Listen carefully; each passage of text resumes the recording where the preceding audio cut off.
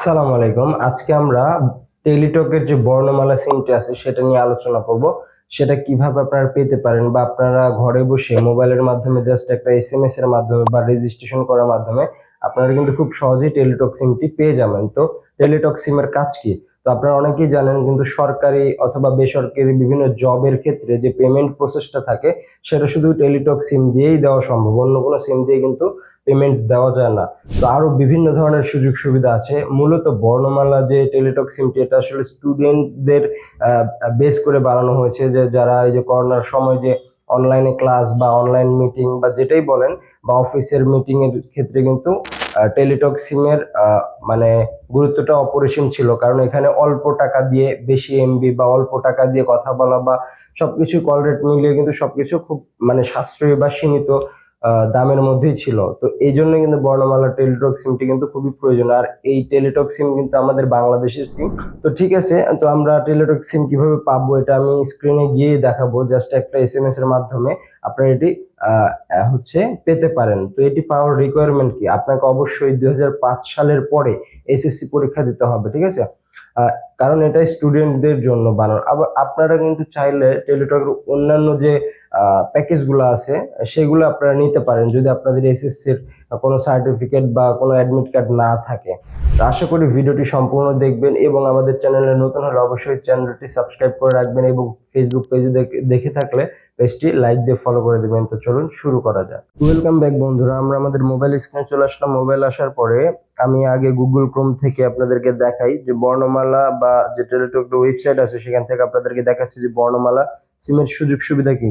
তো 45 পয়সা প্রতি মিনিট 24 ঘন্টা, মানে যে কোনো সময় আপনি কথা বলেন, কোনো মিনিট কিনতে হবে না, কোনো মানে নির্ধারিত কোনো পেমেন্ট রিচার্জ করতে হবে না। তাছাড়া কিন্তু আপনার যে কোনো 20 টাকা 50 টাকা 30 টাকা যে টাকাই আপনি তোলেন 45 পয়সা প্রতি মিনিট। 1 মিনিট কথা বললে 45 পয়সা কাটবে, ঠিক আছে?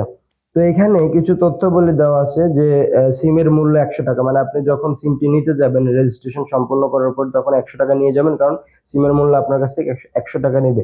সাথে আপনার হচ্ছে এসএসসি পরীক্ষার অ্যাডমিট কার্ড অথবা রেজিস্ট্রেশন কার্ডের ফটোকপি নিয়ে যাবেন এবং আপনার সাথে 2 কপি ছবি নিয়ে যাবেন আর এনআইডি কার্ডের ফটোকপি নিয়ে যাবেন, তাহলে হয়ে যাবে।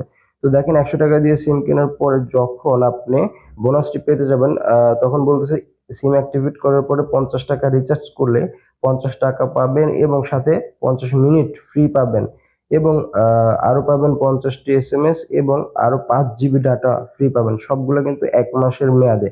তার মানে 5 জিবি নেট পাচ্ছেন, 50 টাকা রিচার্জ করলে আবার 50 টাকা ব্যাক চলে আসতেছে, তার মানে আপনার লস নেই এবং 50 মিনিটও পাচ্ছেন। তো এই গেল অফার, ঠিক আছে?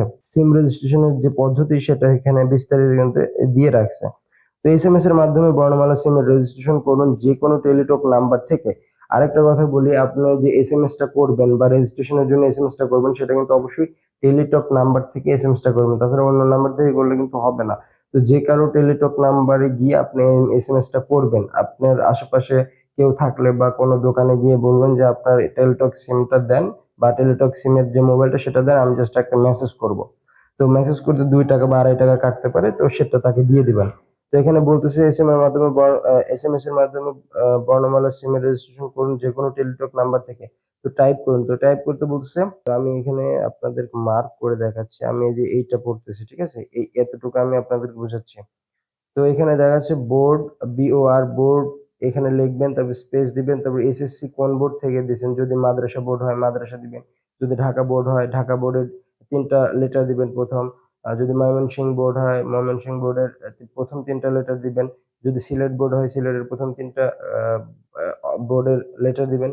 দেওয়ার পরে তারপরে স্পেস দিয়ে আপনার এসএসসি রোলটা, আপনার যে অ্যাডমিট কার্ড বা রেজিস্ট্রেশন কার্ডে এসএসসি রোল আছে সেই এসএসসি রোলটা দিবেন। তারপরে স্পেস আপনি কত সালে পরীক্ষাটা দিয়েছেন। যেমন আমি 2018 সালে পরীক্ষা দিয়েছি, আমি 2018 দেব। তারপরে স্পেস এসএসসির রেজিস্ট্রেশন নাম্বার, আপনি এসএসসির যে রেজিস্ট্রেশন নাম্বারটা আছে সেটা দিবেন। তো তারপর আবার স্পেস দিয়ে হচ্ছে আপনার যেকোনো একটি কন্টাক্ট নাম্বার দিবেন। এখানে টেলিটক নাম্বারই দিতে হবে, এটা কোনো বাধ্যতামূলক না। আপনি যেকোনো নাম্বার দিতে পারবেন। তবে কিন্তু মেসেজটা দিতে হবে হচ্ছে আপনার টেলিটক নাম্বার থেকে। তো নাম্বার দেওয়ার পরে আপনার পাঠাতে হবে 16222 নাম্বার, ঠিক আছে? আমি আপনাদেরকে ডেমো দেখাচ্ছি। আমি যেহেতু মেসেজ করছি একটা বর্ণমালা সিমের জন্য সেটাও দেখাবো। তো এখানে উদাহরণস্বরূপ আপনাদের এই যে এতটুকু আপনাদেরকে কিন্তু লিখে দিয়েছে, ঠিক আছে? তো এই অনুযায়ী কিন্তু আপনাদেরকে মেসেজ করতে হবে। তারপরে নিচে বিশেষ দ্রষ্টব্য দিয়ে দিছে যে রেজিস্ট্রেশন সফলভাবে সম্পন্ন হলে আপনি একটি আইডি এবং ওটিপি পাবেন। উক্ত আইডি এবং ওটিপি টেলিটকের যেকোনো কাস্টমার কেয়ারে প্রদর্শনপূর্বক আপনি বর্ণমালা সিম কিনতে পারবেন। মানে আপনার আশেপাশে যে টেলিটক কাস্টমার কেয়ার আছে সেটা না। আপনি বাংলাদেশের যেকোনো কাস্টমার কেয়ারে গেলে আপনি জাস্ট মেসেজটা দেখাবেন, তাহলে কিন্তু আপনাকে সিমটা দিয়ে দেবে। তো এখন আসুন যে সেই সিমটা মানে সেই এসএমএসটা দেখতে কেমন হয়। তো আমি মেসেজটা ওপেন করলাম। মেসেজে এই যে দেখেন আমি এইভাবে কিন্তু আমি মেসেজটা করছি। জাস্ট আপনাদেরকে ডেমো হিসাবে আমি দেখাচ্ছি। দেখেন এই মেসেজটা আমি পাঠাইছি কত নাম্বারে? এই যে 16222 নাম্বারে আমি পাঠাইছি। তো মেসেজের আমি কি পাঠাইছি, প্রথমে বোর্ড লিখছি BOR, তারপরে আমি কোন বোর্ড, মাদ্রাসা বোর্ড থেকে দিছি MAD লিখছি, মানে প্রথম ৩টা অক্ষর।